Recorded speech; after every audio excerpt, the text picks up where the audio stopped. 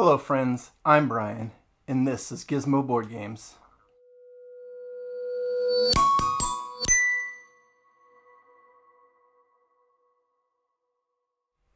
Today I am reviewing The Magnificent, a 2019 game by Aporta Games, designed by Eilif Svensson and Christia Ostby.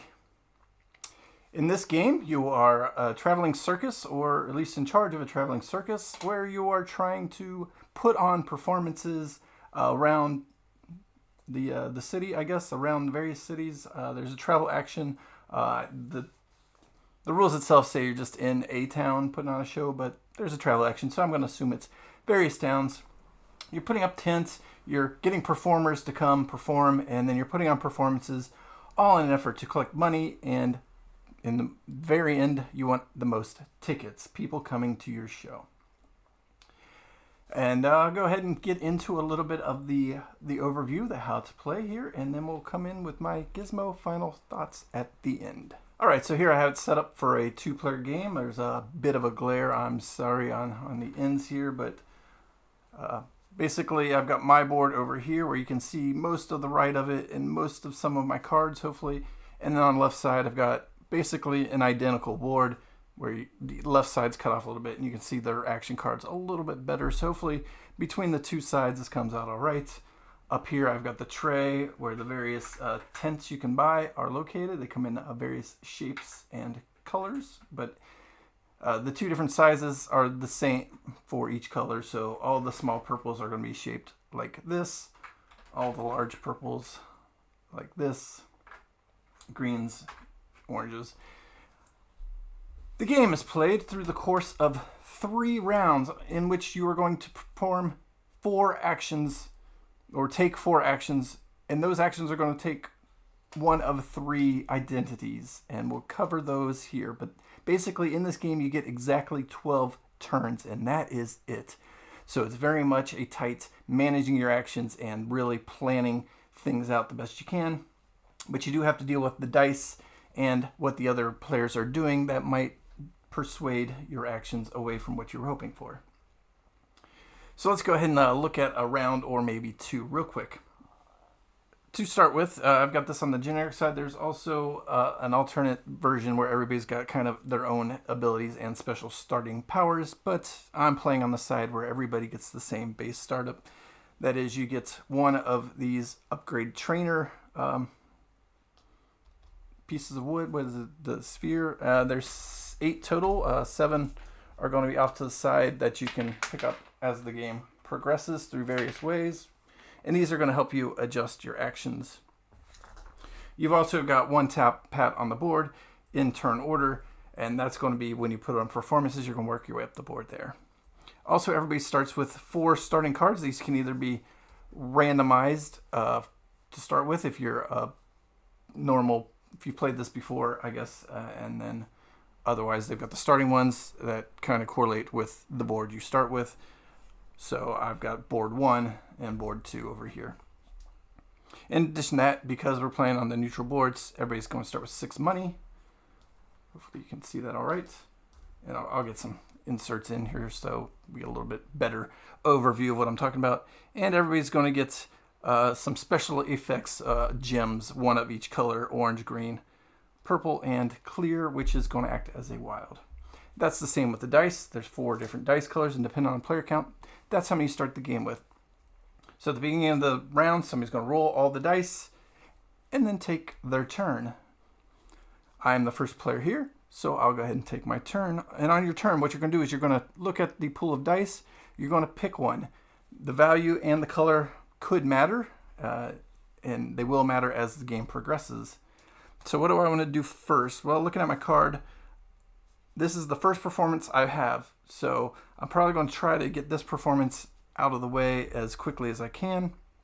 And it requires me to have a small green tent. So I might just take a tent action.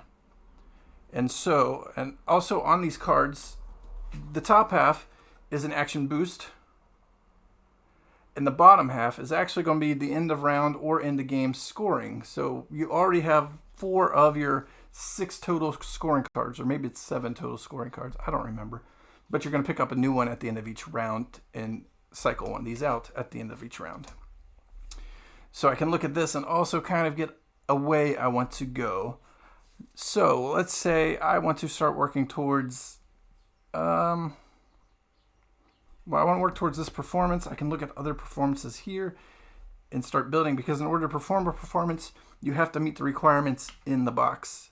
So this performance only requires me to have a small green tent.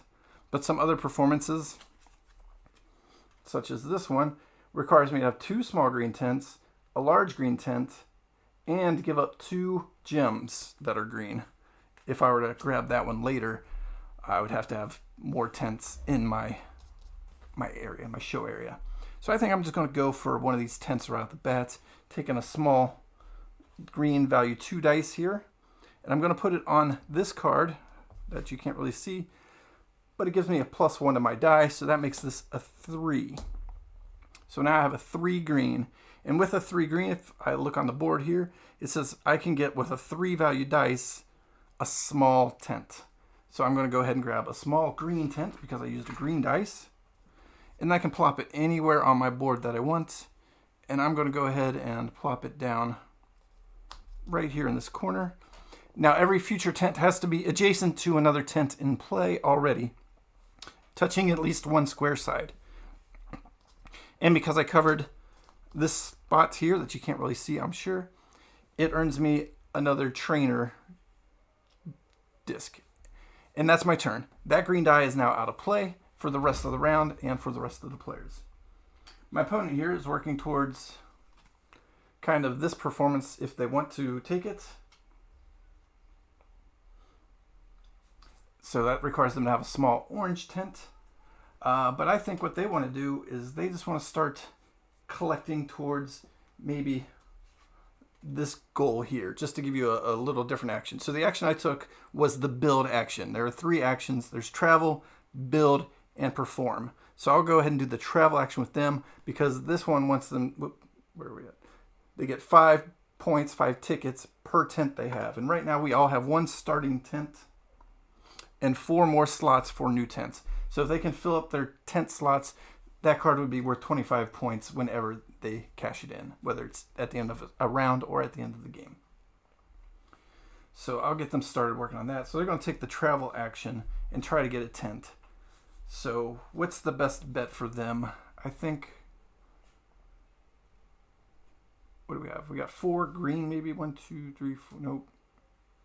Well, what other options there? They can add 2 to a purple dice. Yeah, I think they'll grab this 2 purple dice and put it on their card. That gives them +2 to a purple dice, making that a 4. Now they can come on the purple track. There's purple, green, and orange. And go 1, 2, 3, 4, always clockwise. Unless you can play a trainer during this action onto the board. 1 trainer to move counterclockwise. But they're going to go ahead and not do that. Go clockwise. And they started here. Along the way, you're going to collect whatever you pass on the way, except for tents. But when the tents come up uncovered, they give you performance cards. So he's going to collect 1 purple and 1 orange gem. I don't make a mess of them everywhere. Adding it to the board here. And then they'll collect this tent right here. Now this tent, whenever they perform in that tent, it's going to give them 3 more coins. And they'll put it somewhere here. They'll go ahead and put it on their next slot, which also gives them access, because I'm covering up a performance. They're going to get a performance action. So I'll give them this performance. Actually, I'll go with this performance here at the bottom. Put it in any slot, but since they've got a tent there, I'll put it in the slot that they just covered. And also because they covered it, they're going to get 2 more coins. And that's that turn. They took their travel action, moving the caravan around the board, collecting gems along the way. If they were to come past this spot later in the game, they'll also get another performer card. We'll go ahead and refill that now. And now they've got a goal to get a big purple, a big green, and a small orange for the performances. All right, I worked towards getting that performance. So now what do I want to do with my next turn? I think I want to start building up more tents. I like building up tents early because, as you see, you're going to require more tents as the game goes on. If I eyeball this, maybe I want to put this one together later.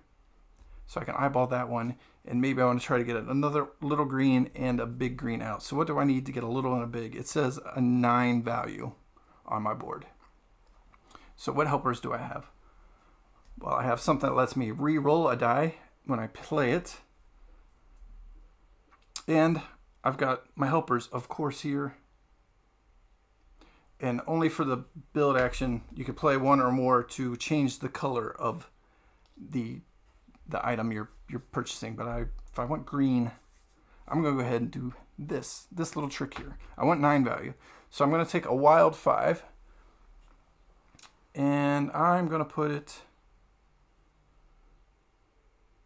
right there and just get the 1 coin for putting it on the get 1 coin action. So now I can make the wild die any color. I'm going to make it green, so that way it's going to add to any greens I had previously. So I had a 2 green, and now I have a 5 green. That's 7 green. I wanted to get to 9. So by playing a gem, some special effects, that'll give me +2. So I could play a green one, or I could play the wild one. I'm going to hold on to the wild one. I might need it later. I'll play the green gem, adding +2 to my dice. So now I've got 9 green. 9 green lets me get a big green and a little green.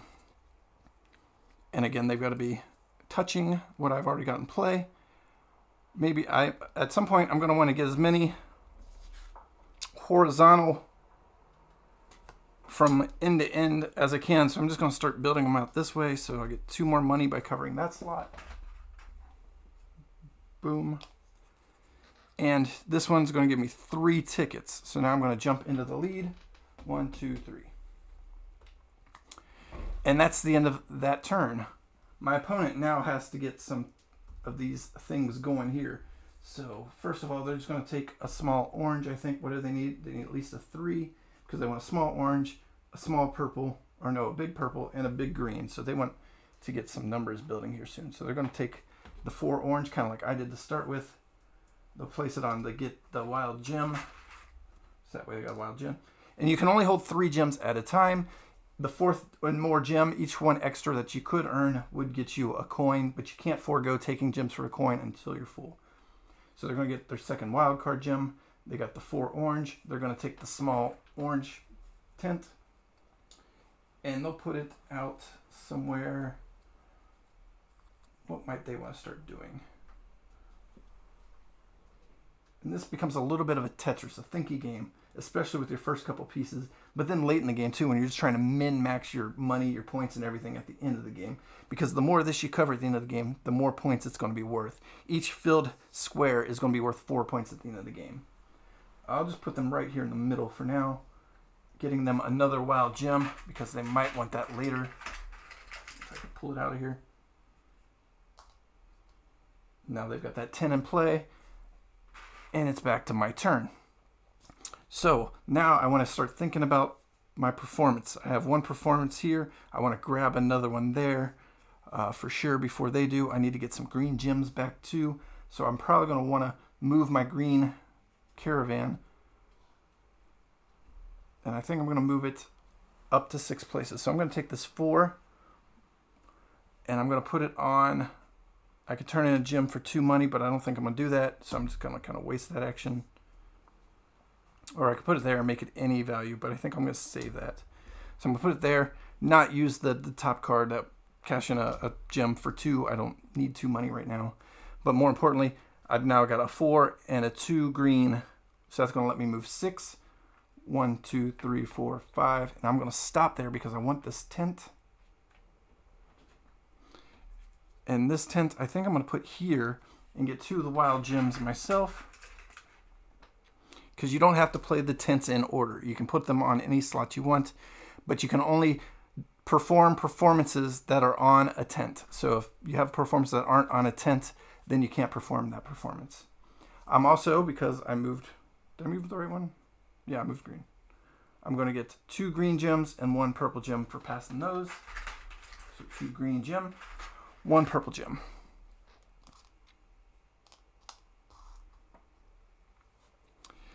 And then my opponent, they want to get some big purple and big green, so they need big numbers here. To get 2 bigs, they need 12. So what do they have so far? Well, they've already got a 4 orange, but they don't want to do that just yet, I don't think. That would be bad for them, because they don't have 2 helpers to change the colors. So they're going to go ahead and take the purple, I think. The purple 6. They'll put it on the get 1 coin, so I'll give them 1 more coin.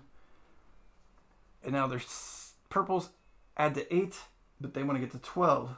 So I'm going to waste these 1 purple gem, because they're going to need it for that, and 1 wild gem to give them 4 more. So now they're at 12. That's what they needed. So they're going to get 1 big purple, and they want 1 big green, but they play purple, so they're due to get 2 big purples. So they're going to send this trainer over here and change the color. So 1 trainer means I could change the color of one of the tints I could get. That gives them a green and a purple, and then they got to place them. I think they'll put the purple one maybe this way here and get that trainer back. So they earned another trainer for covering the trainer. And then I think they'll go ahead and just fill out that square, or maybe they want to come around like this actually. Get them another trainer and start working towards the edge of the board here a little bit. So now they've got 2 more trainers they can use later in the round. If I could get things to not roll around, that'd be great. And that's the end of their turn. And then for my last turn, what did I want to do? I'll show you the performance action. It's the last action we got to show anyway. And now I've only got 1 thing to perform, so I need to get at least up to a value 4 to perform once. 6 will let you perform once. And I'm really expensive on purple, so I'm just going to, because at the end of the round I got to pay for these helpers. So, or not purple, green here. I'm going to take this 5 purple, because I want to block them also from, because they've got a big math of purple, so they might want to just really overpower. They probably don't, because I probably see them trying to get up here 2 to perform, so they're going to want 8 or 10, and they're probably good regardless. But I'm going to take this purple away from them just in case they wanted to. And then I've got it placed on any side. I'm going to place it on the 4 side. It doesn't really matter in this case, but it could matter in future cases. That gets me to come up here to the 4, which allows me to perform 1 performance. I've got a performance. I meet the requirements for it. Oh, the one thing I didn't do on my last turn too is I was supposed to have taken this performance. So maybe I did want to perform twice, because I kind of played up for that. And then, no, I couldn't perform twice because I don't have 3 little ones. So we'll save that one for the next round. In this round, I'll perform once. I've got the little tint. That's all this card requires. So I meet that performance requirement. At this tint, I'm going to get 2 money for performing here. And then another 1 money from the performer and 1 ticket from the performer. So now I'm winning 4-0, but that's not going to last very long. And I set that aside for the end of game. It's a performance I've completed, because there could be some set collection cards that come out requiring you to have same or different performances. Perhaps a certain number of performances. I don't remember what all is in here exactly, but there's lots of ways to score. Pretty much everything you can do in the game you can score from. So you've seen the performance action. I'm going to show it to you again because that's exactly what they're going to do. They want to get up to at least a value 8 so they can put on 2 performances. So how do they get to a value of 8 with what they have? Well, they've also got set it on any side. So they're going to just take this 2 orange, make it a 4 orange. So now they've got an 8 orange total on their side of the board. They get up to the 8. And then they can do these performances. So this performance right here just requires 1 small orange tint. They've got that. It'll earn them 2 tickets. So we'll move them up 2. The tint they used it at gives them 2 money. That'll set aside. Then the second performance they want to perform requires a bit more. It requires, hopefully you can see that, an orange or a green gem, a purple gem, a large green, and a large purple. We of course built towards that.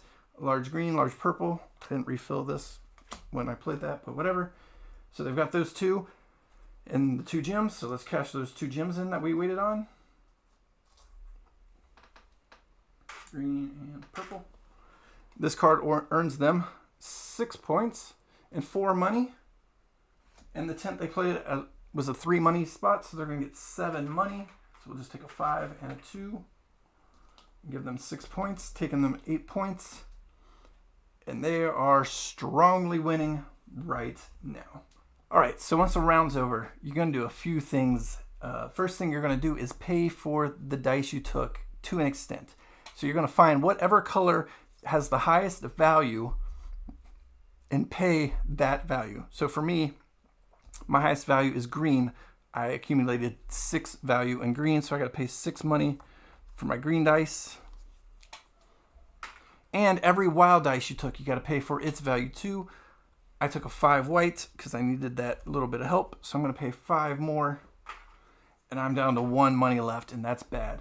For every value you can't pay for, it's going to cost you 1 point in the first round. So right now, the end of the first round, 1 point if I couldn't paid for every pip.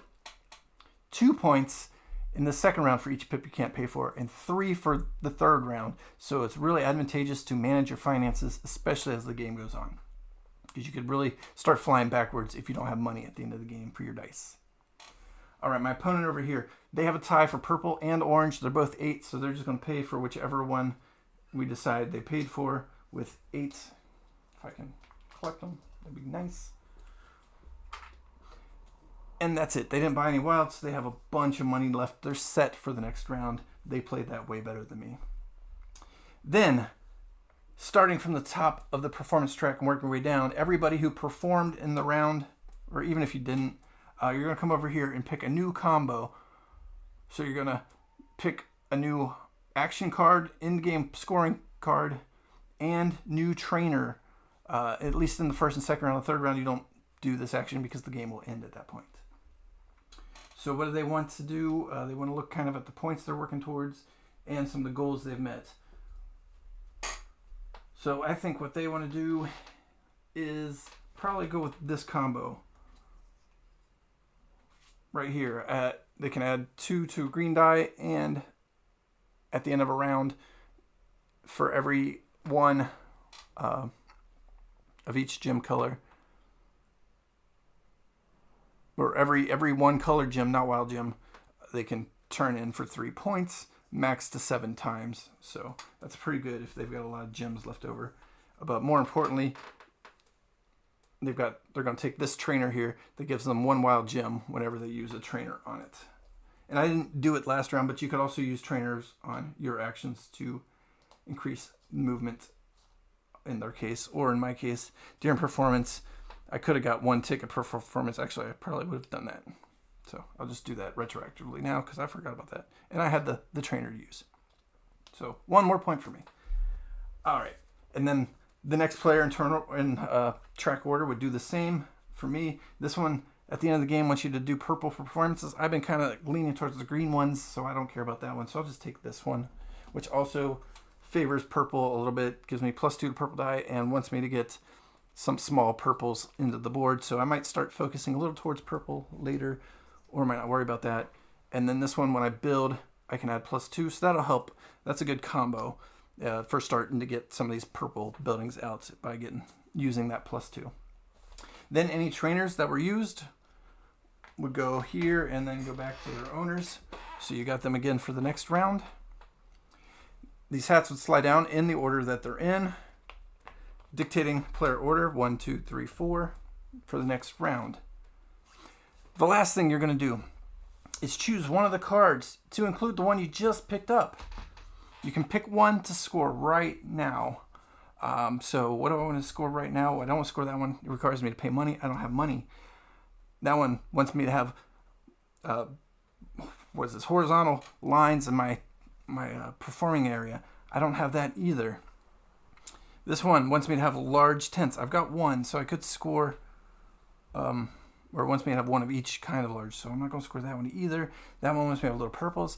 I didn't do very good at all towards working towards any of these goals, so I guess this one's the best one for me, because basically I'm going to get points for the dice I used. My max color, which was green, is 6. plus the wild one I used is 5, so that's going to actually score me 11 points, so that's pretty good, but now that's gone.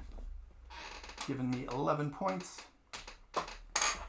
My opponent over here, what do they want to do? They could score for different heads, but I think as the game goes on, they're going to keep trying to collect different performances, so they'll hold on to that one here. This one wants them to have purple in an area. They don't have many purples here. This one wants them to have small. They don't have that either. That one wants them to have tents. That's kind of what they were working for earlier. So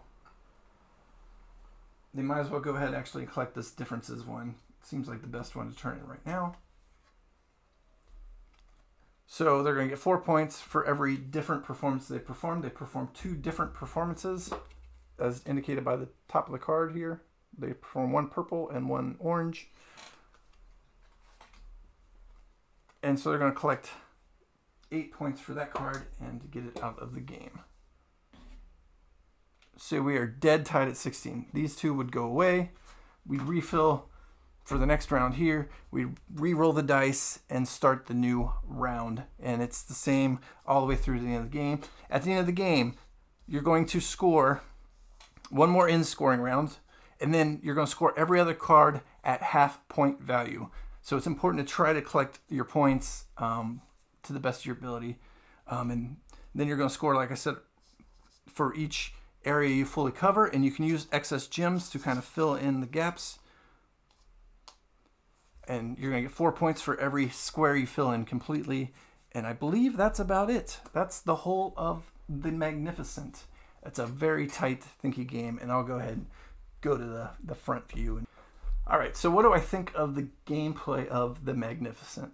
Well, I really enjoy it. It's great kind of dice worker placement, manipulation. And when you got 3 or 4 players, you're always worried about what die they're going to take because you really got to pre-plan your actions. You need to get the right tents on the board to meet the requirements for the performances you're trying to perform. You want to get the right dice to, as you get higher on the performance track, you can do more performances. If you can get around where you've got your 5 tents, 5 good scoring performances, you got a tent or a platform full of tents, and you can knock off a big count and get 5 performances performed, you're going to get a lot of points and a lot of money in that round. But it's really hard to do because, like I said, you only have 12 actions in the game. You get these helpers, trainers, that can help you manipulate things a little bit. Obviously, you can manipulate the dice a little bit, depending on your action cards that you're using. But it's just a lot of good, thinky, yummy goodness, dice placement manipulation, people manipulation kind of action planning. It's just a lot of think in only 3 actions. It's so easy to teach. The rule book is 6 pages. 6 pages. The whole rule book here, and like there's not even much on a lot of the pages. A lot of pictures. So it's super easy to learn how to play. Very hard to figure out how to play well, and that's what I like. I like games that are like that. That takes you a while to really get a feel of what you need to do and how you're going to plan things out and work around when things are manipulated in a way that you weren't expecting. So I really like the gameplay of this one. If you like a thinky Euro, this is one of them, and not one that many people talk about, which is sad. But I really do like the gameplay of this one. It's good thinkiness. All right, the ingredients. What do I think of the ingredients? I think they're neat. This tray comes standard with the game. It's a little flimsy, but it does the job. It holds all your money, all your gems, your little tents, your big tents. Everything's got its compartment. The lid does not stay on, so I slapped a kind of a large rubber band around to hold in place because it doesn't snap into place. So it could cause a mess if you don't do something about holding the lid in place. Wooden components. Everything's wooden outside of the cards, and the tents are cardboard. But the hats, the traveling vans, all your trainer icons, all nice wood. The dice are nice, shiny, see-through, bright, and a thing that this game gets knocked down a lot for is its art style being really dark. But I like it. I like the dark and vibrant contrast of the colors that pop when they need to, and otherwise they're subdued. Does this make you feel like a circus? Not necessarily. It's a dark circus. It's not your family friendly clown circus iconography. But I like it. I like the darkness. I like the pop of the colors, and especially with the dice and the art. For me, I just really like this art style. I think it is magnificent. I enjoy it. It might not be for everybody, but I like it, and it works, I think, for not necessarily the theme, but at least for looking good on the table, in my opinion.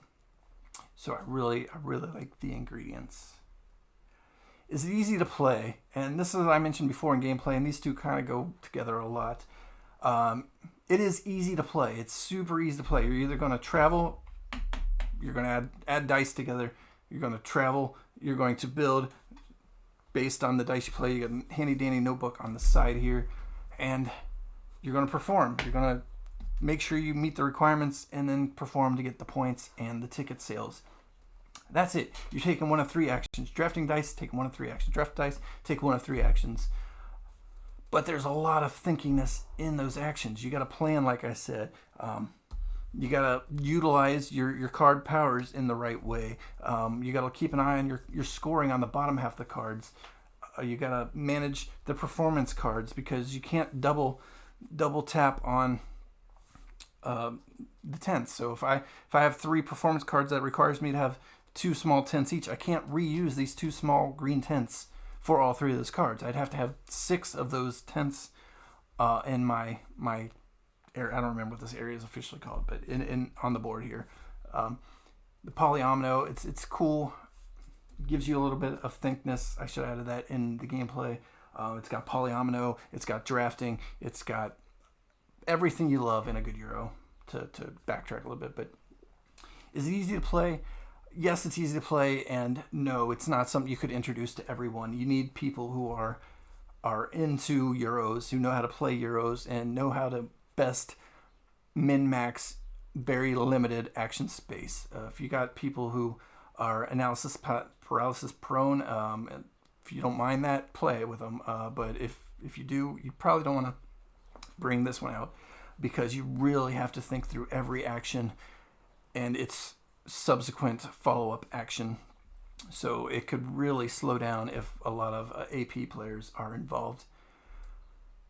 But in theory, it's easy to play because you're only doing one of three things.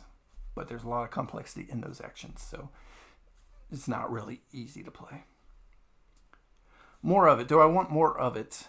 Yes, I enjoy this. There's okay variety. I wish there's a little bit more tents. There's one tent left over when you put them on the board.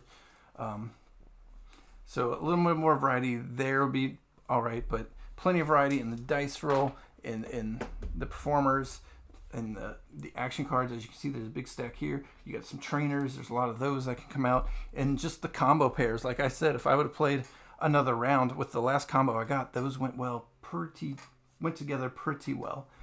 So you could start working some of those combos, and maybe there's like one specific combo up here, and you just want to get your performance as high as possible so you can get that combo and keep it from your opponents.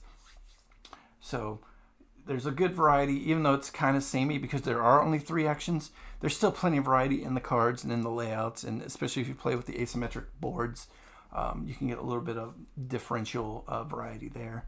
But a lot of the variety is going to come just from the big stacks and the randomness of the cards and dice in the small amount of action space. One thing I wish there was more of in this game is a solo mode. There is a solo mode, but it's basically play by yourself and try to get 200 points. And that's basically impossible. Everybody I know who plays this game and has tried the solo mode said like they've never got to that 200 score. And the playing by yourself aspect means there's not a lot of turnover of cards and actions. So that it's a lot of strikes against solo play as a solo player. I've actually been working on my own solo mode to give me a little more interactive feel. Maybe once I get happy with that, I'll introduce it to the world. But on its own, the solo mode that's included in the game is just a play by yourself and try to beat a score solo mode. Originality. Is this original? It is, I think, for the most part, pretty original. This combo of action and, gathering to perform, gather to perform, gather to perform, requiring the polyomino and using the gems and the dice and the trainers. It's got elements of a lot of other games, but it's got them combined in a fun way. So it's not super original, other than I think it's pretty original in the combination of how these things go together. And so I'll give it a little bit of a plus for originality, but it's kind of just stealing a lot of ideas and putting them together in a way that really works for me. So with that said, let's get into my final thoughts. What do I think about The Magnificent? Well, if you paid attention to my top 50 list from earlier in this year, you know it's in there. This is a game that really surprised me. I didn't know anything about it. And then I heard Allie at the Family Meeple, I mentioned her a lot, but she talked about this game a lot. I wanted to check it out. I got it for a super great price, and wow, this game just wowed me. I really enjoy it. It's one of my favorite games. It does have a little bit of negativity. Like I said, it's a hard game to teach to new players, especially ones that aren't used to Euros. And I do a lot of introducing games to people because I've got a lot of games and not many people I play with very often. Every week or two I might get a group together, so it's really hard to get new things to the table all the time. So I play a lot of solo, and that brings this one down a little bit because I don't like the solo mode that is included. And I try to teach this to a couple people, and it drug on for a while. So it's got a little bit of knacks against it, but that doesn't mean it's not a good game. It's a game I really enjoy. I love to play, and like I said, I'm working on my own solo mode, so I've been toying with that pretty frequently of late. And so all that said, I gave it 4 out of 5 gizmos. I think it comes to around an 8.6 on the BGG scale. I really enjoy this game. It's a really good game. It's a fun, neat, different Euro, and I think if you like thinky Euros with a lot of tight playing space, thinking space, you should really enjoy The Magnificent. If you like this review, go ahead and give me a thumbs up. Subscribe below if you haven't already. You should come back and check out some more of my videos. Let me know in the comments below if you've played The Magnificent. What are your thoughts on it? And I will see you in the next video. Bye.